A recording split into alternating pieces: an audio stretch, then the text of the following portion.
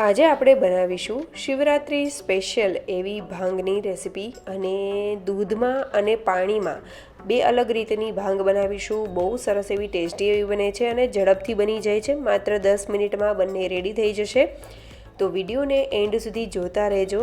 તમારું સ્વાગત છે મારી ચેનલમાં અને આપ સૌને મારા જય શ્રી કૃષ્ણ. તો ચાલો શરૂ કરીએ આજની આ રેસીપી. તો સૌથી પહેલાં આપણે દૂધવાળી જે ભાંગ બનાવવાના છીએ તેની પ્રિપેરેશન કરી લેશું. તો મેં અહીંયા 1/2 લીટર જેટલું ફૂલ ફેટ મિલ્ક લીધેલું છે અને આ દૂધને આપણે ગરમ થવા માટે રાખી દઈશું. અને મેં અહીંયા 3 મોટી ચમચી એટલે કે 3 ટેબલસ્પૂન જેટલી ખાંડ એડ કરેલી છે. તમે તમારા ટેસ્ટ પ્રમાણે વધારે કે ઓછી કરી શકો છો. હવે આપણે એક મિક્સર જાર લઈ લઈશું અને તેમાં આ રીતનો તજનો ટુકડો એડ કરી દઈશું. 1 ઇંચથી ઉપર એવો એડ કરેલો છે. ત્યારબાદ તેમાં 4 જેટલી લીલી એલચી એડ કરી દઈશું. ત્યારબાદ 8થી 10 નંગ ઉપર આપણે કાળા મરી એડ કરીશું. આ જે મસાલો બનાવીએ છીએ તે દૂધ માટેનો છે. હવે 12 નંગ જેટલી મેં બદામ લીધેલી છે. મેં ગણતરી કરીને જ લીધેલી છે. 12 પિસ્તા લીધેલા છે અને 12 જેટલા કાજુ લીધેલા છે. તો એ બધું આપણે મિક્સર જારમાં એડ કરી દઈશું. અને ત્યારબાદ મગજતરીના બી લીધેલા છે. 1 ચમચી જેટલા જ લીધેલા છે, નોર્મલ જે ચમચી હોય એટલા જ. ત્યારબાદ 2 ચમચી જેટલી વરિયાળી એડ કરી દઈશું. 1 ચમચી ખસખસ એડ કરીશું જે સ્પેશિયલ હોય છે. હવે આપણે આ જે વસ્તુ છે તેને સરસ એવો ફાઇન એવો પાવડર બનાવીને તૈયાર કરી લઈશું. બને તેટલો ફાઇન પાવડર બનાવી લેવો, પીસી લેવો. અને અહીંયા જે આપણે કાજુ, બદામ, પિસ્તા, જે ખસખસ છે, મગજતરીના બી છે, એ બધી વસ્તુને તમારે પલાળીને રાખવું હોય અને પછી પીસીને કરવું હોય તો પણ તમે કરી શકો છો. તો મેં અત્યારે એમનેમ જ લીધેલું છે. તો હવે આપણે મિક્સર જારમાં એડ કરીને આ રીતનું મેં પીસી લીધેલું છે. તેમાં જે દૂધ ગરમ થાય છે તેમાંથી જ 2 ચમચા જેટલું દૂધ આમાં એડ કરી દીધેલું છે અને ફરીથી તેને સરસ એવું પેસ્ટ જેવું બનાવીને તૈયાર કરી લીધેલું છે. તમે જોઈ શકો છો આ રીતની આપણી પેસ્ટ છે જે તે તૈયાર થઈ ગઈ છે. દૂધ ગરમ થશે ત્યાં આ બધી વસ્તુઓ સરસ એવી પ્રિપેર થઈ જશે.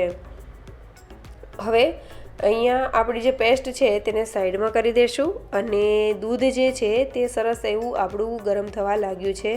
ઉફાણો આવે ત્યાં સુધીની જ વાર છે, એટલું ગરમ થઈ ગયું છે. તો ત્યાં સુધીમાં આપણે થોડા એવા દાંતણા એવા કેસરના એડ કરી દઈશું. અહીંયા તમારે જો દૂધ અલગથી રાખીને તેમાં કેસર પલાળીને એડ કરવા હોય તો પણ કરી શકો છો. હવે આપણે કેસર એડ કર્યા પછી સરસ એવું મિક્સ કરતા જશું. કેસર ધીમે ધીમે પલળતું જશે અને આપણા જે દૂધ છે તેમાં સરસ એવો કલર અને ફ્લેવર આવતી જશે. તો તમે જોઈ શકો છો દૂધ સરસ એવું બોઇલ થવા લાગ્યું છે અને આ દૂધને બનતા બહુ વાર નહીં લાગે, 5થી 7 મિનિટ જેવો ટાઈમ લાગે છે. હવે તેમાંથી મેં થોડું 2 ચમચા દૂધ જે આપણે પેસ્ટ બનાવેલી છે તેમાં એડ કરીને થોડી ઢીલી કરેલી છે, કારણ કે તે થોડી વાર રહેશે એટલે એકદમ થીક થવા લાગશે એટલા માટે. હવે એક ઉફાણો આવી ગયો છે અને હવે તેને આપણે ફરીથી ઉકળવા માટે રાખીશું. થોડી વાર ઉકળે ત્યાં સુધીમાં આપણી જે પેસ્ટ છે તે પણ આપણે ઢીલી કરી લેશું. તો એ થઈ જાય એટલે આપણે તેમાં આ દૂધમાં એડ કરી દઈશું. આ બધી પેસ્ટને મેં એડ કરી દીધેલી છે, જેટલું પણ બનાવ્યું હતું એ બધું.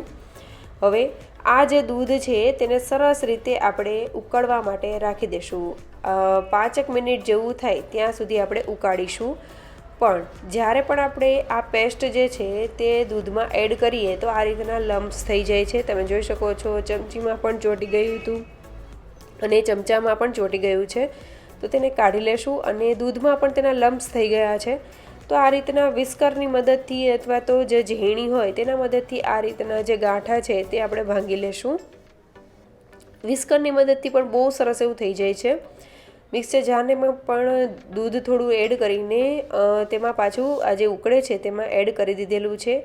હવે આપણે આ દૂધને માત્ર 5 મિનિટ જ ઉકાળવાનું છે, એટલે બહુ વધારે વખત નહીં કરીએ, નહીં તો તે વધારે ઘટ થતું જશે.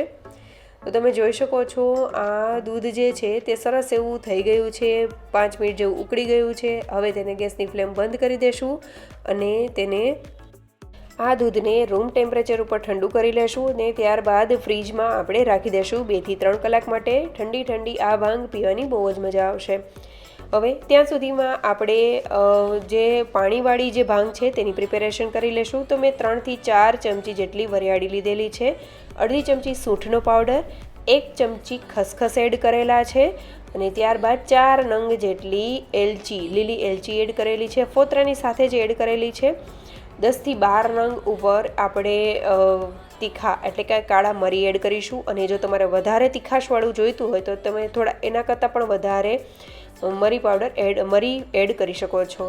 4થી 5 નંગ ઉપર મેં લવિંગ લીધેલા છે, 1 તજનો ટુકડો અને 3 ચમચી મેં એટલે કે મોટી ચમચી જે છે ટેબલ સ્પૂન તે ખાંડની લીધેલી છે. અહીંયા તમે સાકરનો પણ બંને જે ભાંગની રેસિપી છે તેમાં યુઝ કરી શકો છો.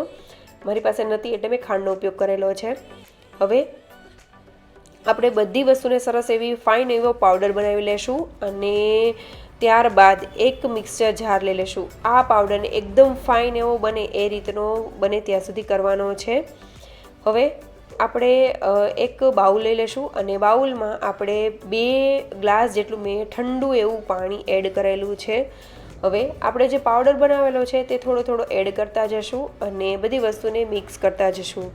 અહીંયા જે મેં ખાંડનું માપ લીધેલું છે તમે તમારા ટેસ્ટ પ્રમાણે વધારે કે ઓછું કરી શકો છો. ત્યારબાદ જે પાવડર એડ કરીને આપણે સિમ્પલી મિક્સ જ કરવાનું છે.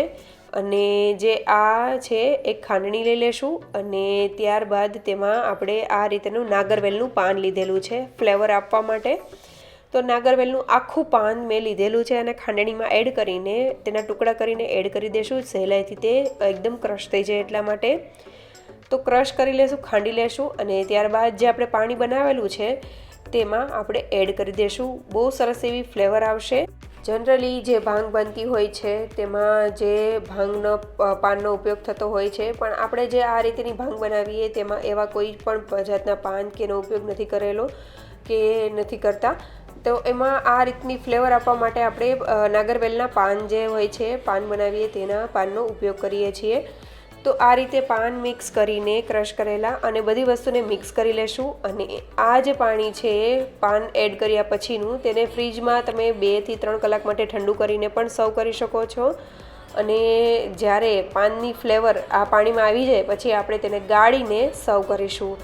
બહુ સરસ એવો ટેસ્ટ આવે છે. એક વખત જરૂરથી આ રીતની ભાંગ પાણીવાળી જો તમે ક્યારેય ન બનાવતા હોય તો જરૂરથી બનાવજો.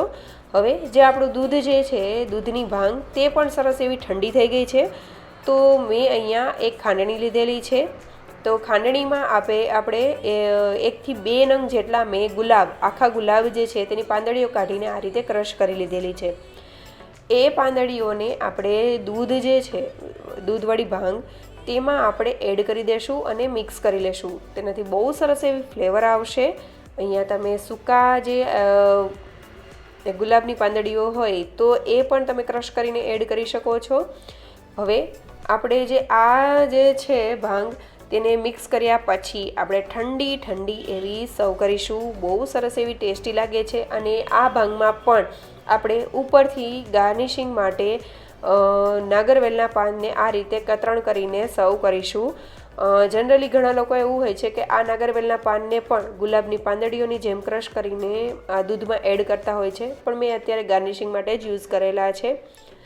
તો આ રીતની પણ તમે જો ક્યારેય નવ ભાંગ બનાવી હોય તો જરૂરથી બનાવજો. બંને રીત અલગ છે. બનાવવી બહુ જ સિમ્પલ છે, 10 મિનિટમાં બની જાય તેવી છે.